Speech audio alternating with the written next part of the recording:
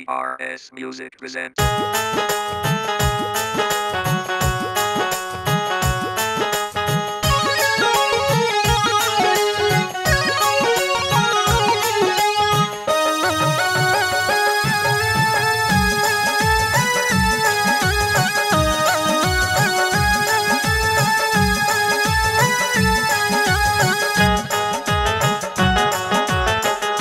हगुआ बयार बहे छछनता जवानी जहिया से गइल बाड़े छोड़ के राजधानी। हगुआ बयार बहे छछनता जवानी जहिया से गइल बाड़े छोड़ के राजधानी। ए राजा हगुआ बयार बहे छछनता जवानी जहिया से गइल बाड़े छोड़ के राजधानी। देवराय नारी बड़ी तंग करता ए राजा, देवराय नारी बड़ी तंग करता ए राजा। कि घरे आ जाए बोलमुआ बड़ी मन करता ए राजा। कि घरे आ जाए बोलमुआ बड़ी मन करता।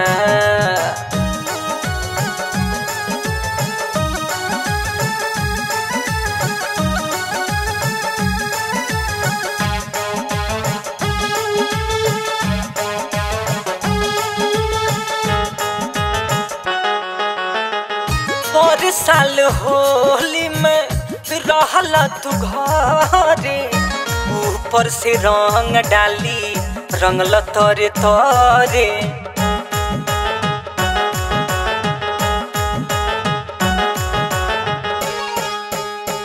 पर साल होली में रहला तू घरे, ऊपर से रंग डाली रंगल तोरे तोरे। धइल पिचकारी तोहर जंग लागता ए राजा, धइल पिचकारी तोहर जंग लागता ए राजा। कि घरे आ जाए बोलमुआ बड़ी मन करता ए राजा। कि घरे आ जाए बोलमुआ बड़ी मन करता। Music by Ranveer Singh GM.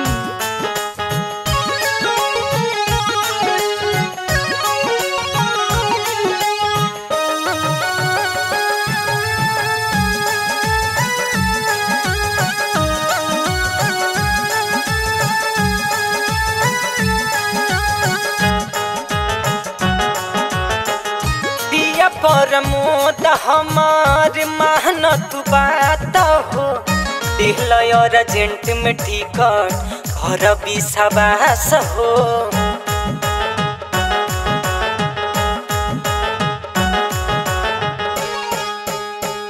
पिया परमोद हमार मेहनत बात हो, दिलय अर्जेंट में टिकट घर विश्वास हो।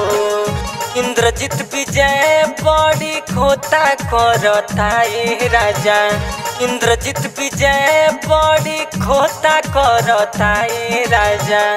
कि घरे आ जाए बोलमुआ बड़ी मन करता ए राजा। कि घरे आ जाए बोलमुआ बड़ी मन करता। हगुआ बयार बहे छछनता जवानी जहिया से गइल बाड़े छोड़ के राजधानी।